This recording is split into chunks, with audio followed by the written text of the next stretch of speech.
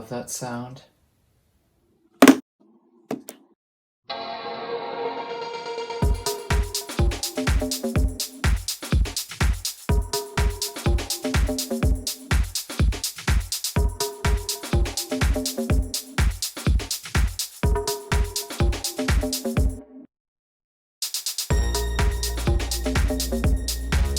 So as you can see, I have a new computer on my desk, and no, this doesn't exactly replace the 13-inch MacBook Pro that I have, but it's nice.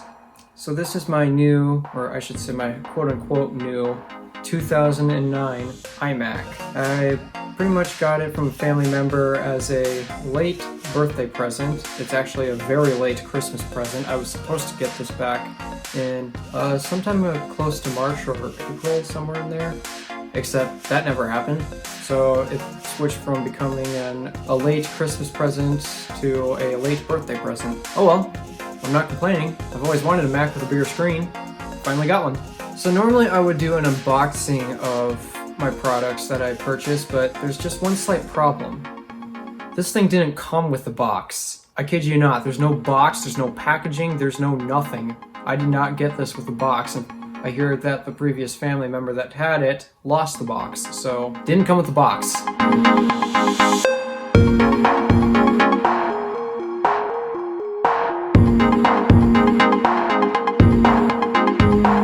The setup process is actually quite simple, assuming you don't have a box. It's called grab the iMac, place it on your desk, take care of the power cord thing, loop it through the hole, find a power outlet, and push the button, Max, and you're done. Of course, this is an old iMac, so you would expect it to have some old, terrible, crappy hardware, right? And this is coming from a family member.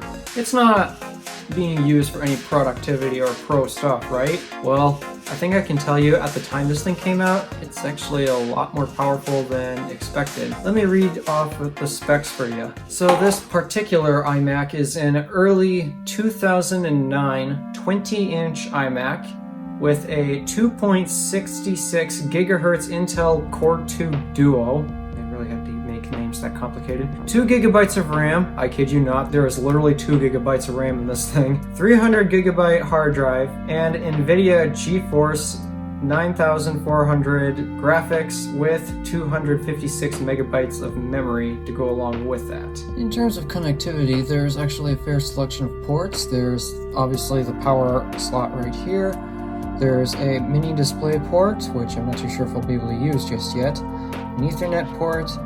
I'm going to assume this is a FireWire 800 port, 4 USB ports, and as I found out, this one here is actually dead, so I guess technically that would turn this to 3 USB ports. I haven't figured out what this port is yet. I'm going to guess this is a microphone, but I'm not too sure. And this is your headphone jack. And we also have a CD drive right here. As one would expect, the camera on this thing really sucks. It's Apple's 480p iSight camera when they launched the camera on their iMacs. Yeah, this is where the current MacBooks and iMacs potato quality camera comes from. It's all in this thing at the top of my screen. Wow, this is bad.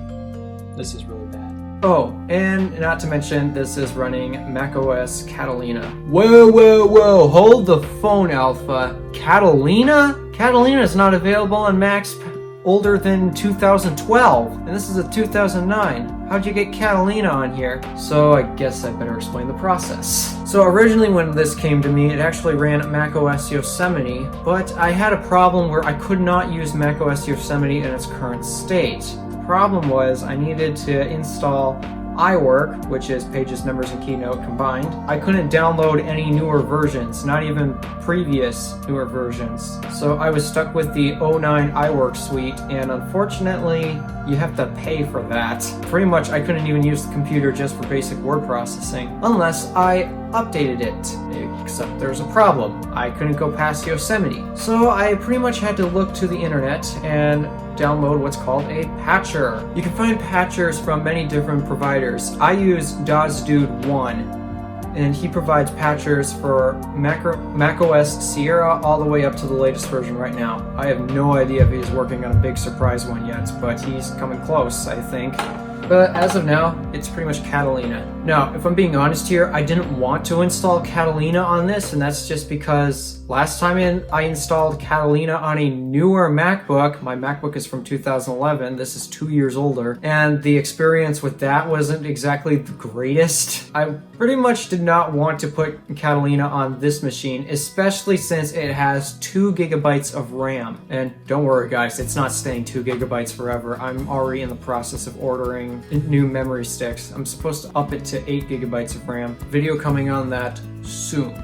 I originally wanted to put macOS High Sierra on this because that's what my MacBook currently runs. I've finally been able to downgrade it, and I had my video editor back. I'm pretty much scared to see what happens when I try some more things on this. At the moment, I haven't tried much on the iMac since at the moment 2 gigabytes of RAM isn't much, and I only had 2 days with this thing so far, and let me tell you, patching this thing and just trying to get the patch and installing the new version of macOS, that takes an entire day. That's why I didn't make a video on this. It's because it takes an entire day to do it. So I decided to scrap that project altogether in terms of recording the experience of installing a patcher. So how does macOS Catalina perform on an iMac with old specs and 2 gigabytes of RAM? It's not horrible, but once I upgrade the memory, I am pretty sure I'll be able to do a lot more tasks than I currently can do. So should you consider getting this? No, personally I don't think so, unless if it's coming from a family member, okay, then you can use it. But after doing what I just did, I had to patch it to some newer version of macOS just to run the latest version of the iSuite. Unless you don't mind paying for the older version of iWork, okay, maybe consider it. But personally, I would recommend something newer. And that's my new iMac. Random Alpha, signing out.